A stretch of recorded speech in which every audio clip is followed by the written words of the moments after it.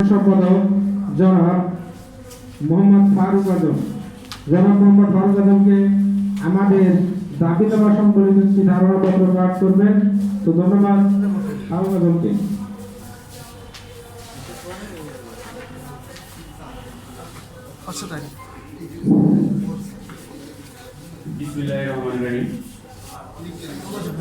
Bangladesh right for people এর উদ্যোগে বাংলাদেশ গ্রাম পুলিশের দিনব্যাপী কর্মশালা ও শরৎ প্রদান অনুষ্ঠানের প্রধান অতিথি, বিশেষ অতিথিবৃন্দ, সভাপতি জনাব Mohammad Nurul Haque, chairman Bangladesh rights for people, সকলকে আমার বাংলাদেশ গ্রাম পুলিশ বাহিনী কল্যাণ সংস্থার পক্ষ থেকে আন্তরিক শুভেচ্ছা ও অভিনন্দন। আসলে এখানে আমাদের দুঃখের কোনো শেষ নেই। আমরা একটা বাহিনীর লোক হওয়ার পরেও আমরা কিন্তু অনেক নির্যাতিত এবং নিষ্পেষিত হয়ে আজ মানবতর জীবনযাপন করছি। আসলে আমাদের দিকে দেখার কেউ নেই। আমার আপা সম্মানিত আপা বলে গেল, মহিলা বিষয়ক আপা, যে আমরা রাত দিন 24 ঘন্টা খেয়ে না খেয়ে আমরা চেয়ারম্যানের হুকুম পালন করি, একটু ইউনিয়ন পরিষদের মেম্বারের হুকুম পালন করি, থানা থেকে ঊর্ধ্বতন কর্মকর্তা ফোন দিলে আমরা সেটাও পালন করি, কিন্তু আমাদের বেতন মাস থেকে 7,500 টাকা। এই 7,500 টাকা বেতন দিয়ে আমাদের পক্ষে চলা কখনো সম্ভব নয়। তাই আমি বিনীতভাবে অনুরোধ করব আমার সম্মানিত অতিথিবৃন্দকে, কারণ আমরা গর্বিত এবং আনন্দিত যে বাংলাদেশ রাইটস ফর পিপল এরকম একটা সংস্থার মাধ্যমে আমরা এখানে একত্রিত হতে পেরেছি। তারা আমাদেরকে তাদের নিজের অর্থায়নে আমাদেরকে সাহায্য সহযোগিতা করছেন। এর জন্য ওনাদেরকে বাংলাদেশ গ্রাম পুলিশ বাহিনী কল্যাণ সংস্থার পক্ষ থেকে আন্তরিকভাবে শুভেচ্ছা অভিনন্দন। আজ পর্যন্ত সকলে আমাদেরকে প্রতারিত বিভিন্নভাবে বিভিন্ন কথা আশ্বাস প্রশ্বাস দেওয়ার পরেও কেউ কিন্তু আমাদের জন্য আজ পর্যন্ত লড়ে নাই। যে কাজটা বাংলাদেশ রাইট ফর পিপুল করতে যাচ্ছে, সেই রাইট ফর পিপুলের জন্য আমরা একটা করতালি দেব। সকলকে আমরা করতালি দেওয়ার জন্য মহোদয়, বাংলাদেশ গ্রাম পুলিশ বাহিনী তৃণমূল পর্যায়ে আইন শৃঙ্খলা রক্ষা, সরকারের বিভিন্ন উন্নয়নমূলক কাজ এবং সামাজিক নিরাপত্তা নিশ্চিতকরণে দিনরাত নিরলসভাবে কাজ করে যাচ্ছে। কিন্তু অত্যন্ত পরিতাপের বিষয় এই যে দেশের সামগ্রিক আইন শৃঙ্খলা বাহিনীর প্রধান এই চালিকা শক্তি চরম অবহেলিত এবং নিষ্পেষিত। আজকের সংবাদ সম্মেলনের মাধ্যমে আমরা সরকারের প্রতি এবং সরকারের নীতি নির্ধারক মহোদয়ের মাধ্যমে আমরা জানাতে চাই দেশবাসীর কাছে সামান্য অত্যন্ত দুঃখের সাথে নিম্নোক্ত বিষয়গুলো তুলে ধরছি। স্যার, আপনারা একটু মনোযোগ সহকারে শুনবেন। 2011 সালে সরকারি সিদ্ধান্ত অকার্যকর। 2011 সালে গণপ্রজাতন্ত্রী বাংলাদেশ সরকার প্রত্যেক গ্রাম পুলিশ বাহিনীকে জাতীয় বেতন স্কেলে 4র্থ শ্রেণীর নাই 1920তম গ্রেডে অন্তর্ভুক্তিকরণ করার সিদ্ধান্ত নেওয়া হলেও দীর্ঘ 1.5 দশকেও তা বাস্তবায়ন করা সম্ভব হয়নি। স্যার, হয়তো আপনারা জানেন কিনা জানি না, বাংলাদেশ সরকার আমাদেরকে 2011 সালে তাদের সিদ্ধান্ত মোতাবেক আমাদেরকে জাতীয়করণের এবং আমাদের জাতীয়করণ বাহিনী হিসাবে আমাদেরকে তারা স্বীকৃতি দেয়। কিন্তু দুঃখের বিষয় আজ পর্যন্ত তারা কিন্তু আমাদেরকে সেটা বাস্তবায়ন করে দেখায়নি, যেটা অত্যন্ত আমাদের জন্য দুঃখজনক ব্যাপার। অথচ আমরা কিন্তু মাঠ পর্যায়ে বিভিন্ন কাজ আমরা করে যাচ্ছি এখন পর্যন্ত। 2 নম্বর পয়েন্ট, মহামান্য হাইকোর্টের রায় ও বর্তমান অবস্থা। যখন আমাদের সরকার 2011 সালে গণপ্রজাতন্ত্রী বাংলাদেশ সরকার যখন আমাদেরকে জাতীয়করণের জন্য রায় প্রদান করলেন, এই বৈষম্যের বিরুদ্ধে আইনি লড়াইয়ের জন্য 2019 সালে মহামান্য হাইকোর্ট গ্রাম পুলিশ বাহিনীর সদস্য 4র্থ শ্রেণীর সমমর্যাদা 1920তম গ্রেডে অন্তর্ভুক্তিকরণ ও এই অনুযায়ী বেতন ভাতা প্রদানের ঐতিহাসিক রায় প্রদান করে। শুধুমাত্র 2011 সালে আমাদেরকে সরকার যে জাতীয়করণ করে তা নয়, মহামান্য হাইকোর্ট বিভাগ আমাদেরকে 2019 সালে আমরা যে একটা বাহিনী, এই বাহিনীটাকে জাতীয়করণের জন্য 19তম গ্রেডে কিন্তু ওনারা সিদ্ধান্ত গ্রহণ করেন। কিন্তু দুঃখজনকভাবে এই রায় বাস্তবায়িত না হয়ে বর্তমান সুপ্রিম কোর্টের আপিল বিভাগে দীর্ঘ সময় স্যার, আপনারা যেহেতু আইনজীবী, সিনিয়র ব্যারিস্টার, আপনারা বিষয়টা জানবেন গ্রাম পুলিশ বাহিনীর কি দুঃখদ দশা। আমাদের রায় হওয়ার পরও কিন্তু আজ পর্যন্ত আমাদের রায় কিন্তু বাস্তবায়ন হয়নি। সেই 2019 সাল থেকে আজ 2026 7টি বছর আমরা অবহেলিত হয়ে আছি। একটি স্বাধীন রাষ্ট্রে আইন, রায় ও সরকারি সিদ্ধান্ত থাকার পরও প্রশাসনের একটি অংশের উদাসীনতায় হাজার হাজার গ্রাম পুলিশ সদস্য আজ মানবতার জীবনযাপন করছে, যা বড় কষ্টদায়ক।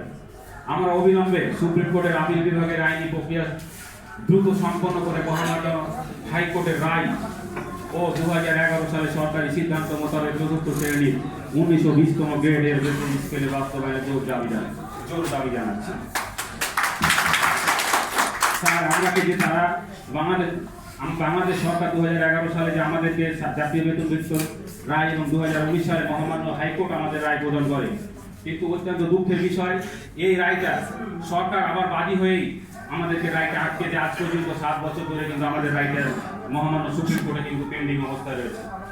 আপনারা অবশ্যই আইনজীবী এবং আমাদের সেই অভিভাবক, আপনারা যদি একটু আমাদের প্রতি সদয় হন এবং মামলাটা যেহেতু বাংলাদেশ রাইটস ফর পিপুল আপনারা উদ্যোগ নিয়েছেন গ্রাম পুলিশ অবহেলিত জাতির জন্য, তাহলে আমরা কিন্তু আর অবহেলিত থাকবো না। এত আপনাদের প্রতি আমাদের বিনীত অনুরোধ রইল বাংলাদেশ গ্রাম পুলিশ কল্যাণ সংস্থার পক্ষ থেকে যে আপনারা আমাদের জন্য এই কাজটি করে দিলেন। উপস্থিত সাংবাদিক ভাই বোনেরা, আজকের এই জরুরি সংবাদ সম্মেলনে সকলে আমাদের গ্রাম পুলিশের পক্ষ থেকে আপনাদেরকে জানাচ্ছি আন্তরিকভাবে শুভেচ্ছা অভিনন্দন। আপনারা কিন্তু জাতির একটা বিবেক বা আইনা বলা যায়, যে আমাদের যে হতাশা এবং আমরা যে নিষ্পেষিত হচ্ছি সেই জিনিসটা আপনারা আপনাদের মিডিয়ার মাধ্যমে তুলে ধরবেন। আপনারা হলেন আমাদের রাষ্ট্রের চতুর্থ স্তম্ভ। সমাজে যে কোনো অন্যায় অবিচার লাঞ্ছনা বঞ্চনার কথা আপনারা আপনাদের কলমের মাধ্যমে দেশ ও সরকারের উচ্চ মহলে পৌঁছে দেন। আজ আমরা দেওয়ালে পিঠ থেকে গেছে, অত্যন্ত মন ভারাক্রান্ত নিয়ে আপনাদের মুখোমুখি হয়েছি। আমরা আপনাদের মাধ্যমে দুটি অত্যন্ত গুরুত্বপূর্ণ এবং স্পষ্টগত বিষয় আপনাদের সাথে তুলে ধরতে চাই। যে কথাটা আমি পূর্বে বলেছি, 2011 সালের তৎকালীন সরকার অত্যন্ত জনবান্ধব একটি সিদ্ধান্ত নিয়েছিলেন বাংলাদেশ গ্রাম পুলিশ বাহিনীর জন্য, যে চতুর্থ শ্রেণীর ন্যায় 1920তম কেটে অন্তর্ভুক্ত করা হবে। কিন্তু আসলে দুঃখের বিষয়, এই মামলাতান্ত্রিক জটিলতার বেড়াজালে ফাইল বন্দী হয়ে আজ পর্যন্ত সেই সুপ্রিম কোর্টে পড়ে রয়েছে। আমাদের এই ন্যায্য অধিকার বঞ্চিত করার পর আমরা বাধ্য হয়ে আদালতের দ্বারস্থ হই। যখন মহামান্য বাংলাদেশ সরকার 2019 সালে হাইকোর্টের রায় দেওয়ার পরও রায় বাস্তবায়ন না হয়, সেই জন্য কিন্তু আমরা শুনানির জন্য কিন্তু 2019 সালে কিন্তু আমরা বাদী হয়ে কিন্তু আমরা একটা আপিল করি। কিন্তু আজ পর্যন্ত এই রায় আজ পর্যন্ত বা আমাদের মামলাটা সরকার মহামান্য সরকার বাস্তবায়ন করেনি। উপস্থিত সুধীয় সাংবাদিক ভাইরা, মহামান্য হাইকোর্টে সেই রায় আজ বছরের পর বছর পেরিয়ে গেলেও বাস্তবায়ন করা সম্ভব হয়নি। উল্টো বিষয়টি বর্তমানে সুপ্রিম কোর্টে দীর্ঘ সময় ধরে ঘূর্ণায়মান বা ঝুলে রয়েছে। আইনের এই দীর্ঘ সক্রিয়তার কারণে মাঠ পর্যায়ে কর্মরত হাজার হাজার গ্রাম পুলিশ সদস্য এবং তাদের পরিবার আজ চরম আর্থিক অনাহারে মানবতার জীবনযাপন করছে।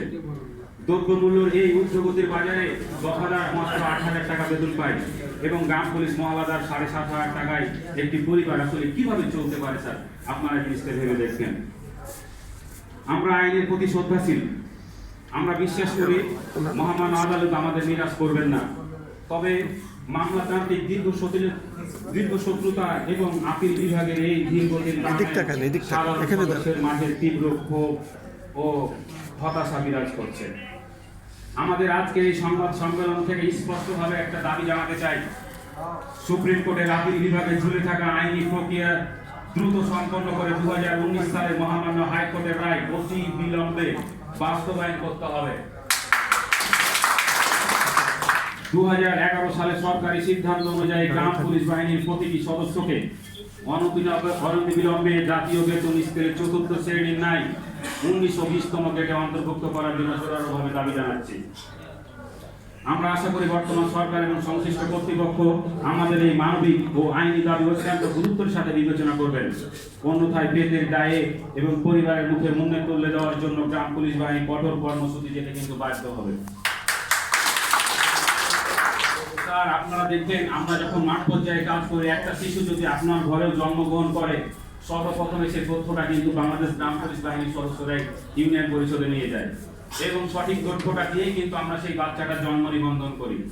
যখন আমাদের একটা এলাকাতে মারামারি বোমাবাজি শুরু হয়, তখন আমরা আমাদের ফোনের মোবাইলের খরচ দিয়ে আমরা কিন্তু আমাদের থানাতে ঊর্ধ্বতন কর্মকর্তাকে আমরা জানাই। আপনারা এমন কোনো পর্যায়ে পাবেন না, PWV বলেন যে PWV এর রক্ষণাবেক্ষণ এবং বিতরণের দায়িত্ব আমরা কিন্তু গ্রাম পুলিশ পালন করি। এমন একটা পর্যায় নাই, একটা যখন থানা থেকে একটা ওসি স্যার আমাদেরকে কোনো একটা ব্যক্তিকে ধরতে আসেন, আপনারা লক্ষ্য করবেন উনি কিন্তু আমাদের সেই গ্রামের লোকটাকে চিনেন না।